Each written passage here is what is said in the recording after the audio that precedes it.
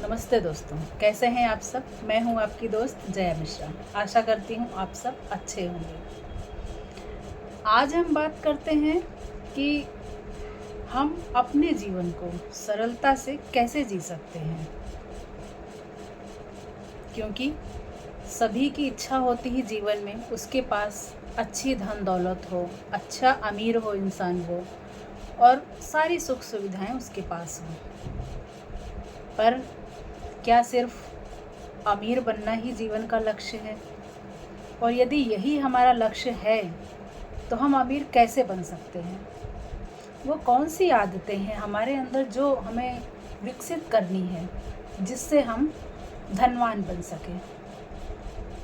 इसी पे आज बात करेंगे। तो नंबर 1 है इसमें कि अमीर तो सब बनना चाहते हैं, पर इन चीज़ों के लिए हमें कुछ बातों का ध्यान रखना पड़ता है, क्योंकि विशेषज्ञों ने कहा है कि अमीर बनना आपकी जो कमाई है उससे कोई भी अमीर नहीं बन सकता है।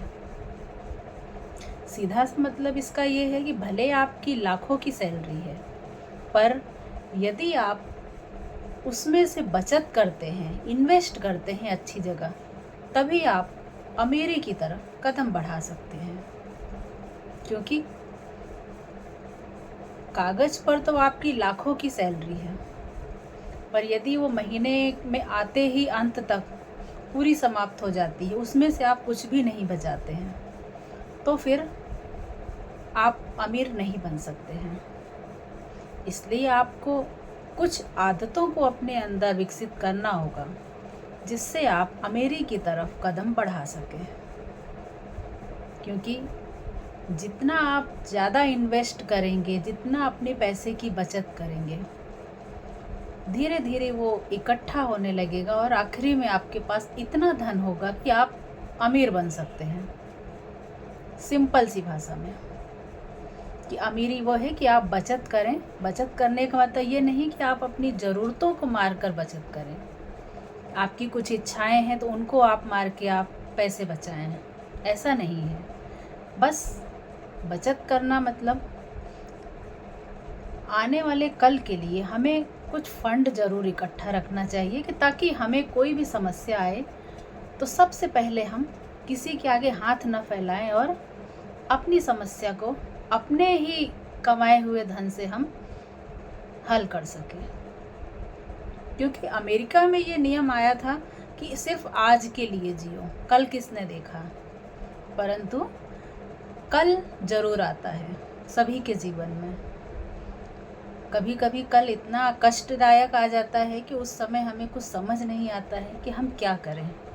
तो यदि हमारी आर्थिक स्थिति अच्छी नहीं है तो और हमें इन 2-4 होना पड़ता है इन समस्याओं से। इसलिए आप अपनी सैलरी में से कुछ अमाउंट ज़रूर बचा के रखें आने वाले अपने भविष्य के लिए। उसमें से ज़रूरी ये भी है कि आप फालतू के खर्चों से बचें और फालतू का दिखावा न करें। क्योंकि सामने वाले ने यदि कुछ नई चीज़ ले ली है, कोई बड़ी गाड़ी ले ली, कुछ ज़्यादा महंगा फ़ोन ले लिया, XYZ कुछ भी उसने कोई बड़ा खर्च किया, तो हमारे मन में भी ये लालच आता है कि काश हम भी वो ले पाएँ। अरे बस देखा देखी ही सही।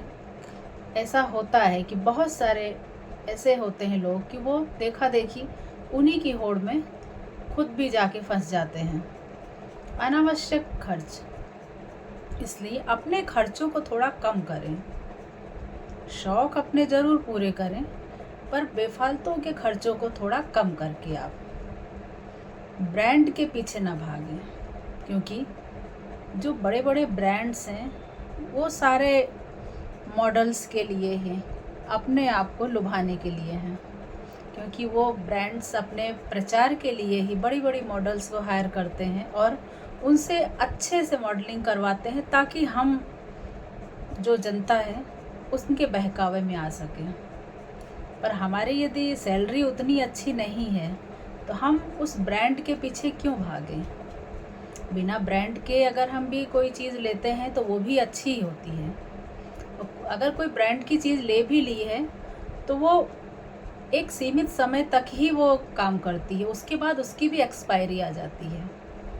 इसलिए अच्छी चीज़ें चुनो, ऐसा नहीं कि एकदम लोकल चीज़ें चुन लो, क्योंकि हर इंसान के लिए बाज़ार ऐसा है, हमारा आर्थिक बाज़ार, कि सभी के लिए उसने हर कैटेगरी के लिए चीज़ें बनाई हैं। कोई गरीब वर्ग है तो उसके लिए भी चीज़ें हैं, मध्यम वर्ग है उसके लिए भी हैं, और हाई क्लास है उनके लिए भी है। तो आप जिस कैटेगरी में आते हैं आप उसी को चुनें, बेफालतू ब्रांड के पीछे ना भागें, अनावश्यक खर्चों से बचें, बचत करें।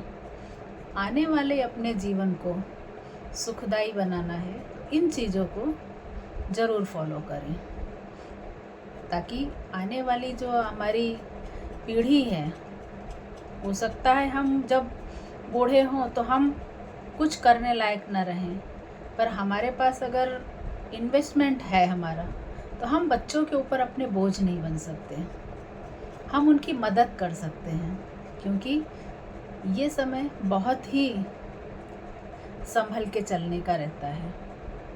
एक निर्णायक दिशा की ओर ही बढ़ना एक समझदार इंसान का काम है।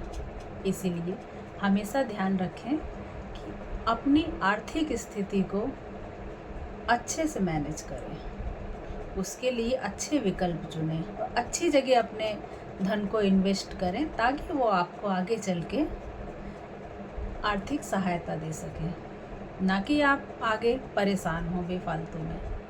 क्योंकि होता यही है कि हम पहले नहीं सोचते हैं कि आगे हमारे साथ क्या होगा, सिर्फ आज में जीते हैं। आज में मत जिए, कहने के लिए अच्छी चीज़ है कि सिर्फ आज में जियो, पर कल भी आना है, इसलिए कल की भी तैयारी रखें आप। धन्यवाद।